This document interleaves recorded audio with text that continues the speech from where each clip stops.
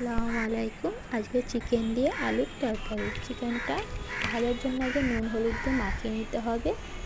নিয়ে চিকেন রান্নার জন্য আদা রসুন বাটা 1 চামচ, নুন 1/2 চামচ, লঙ্কার গুঁড়ো 1/2 চামচ, হলদি গুঁড়ো 1/2 চামচ, জিরের গুঁড়ো, গোটা মশলা গুঁড়ো, পেঁয়াজ দিয়ে দিতে হবে।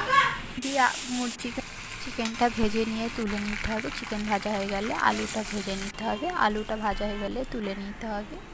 আলুটা তোলার পরে পেঁয়াজ দিয়ে দিতে হবে। পেঁয়াজ দিয়ে পেঁয়াজের সাথে আদা রসুন দিয়ে দিতে হবে। আদা রসুন বাটা দিয়ে ভালো করে নাড়াচাড়া করে সমস্ত মশলা দিয়ে দিতে হবে। মশলা দিয়ে ভালো করে নাড়াচাড়া করার পরে টমেটো, ধনেপাতা, কাঁচা লঙ্কা দিয়ে দিতে হবে। দিয়ে আবারও ভালো করে নাড়াচাড়া করে মাংস আলু দিয়ে দিতে হবে। একসাথে কষে নিতে হবে।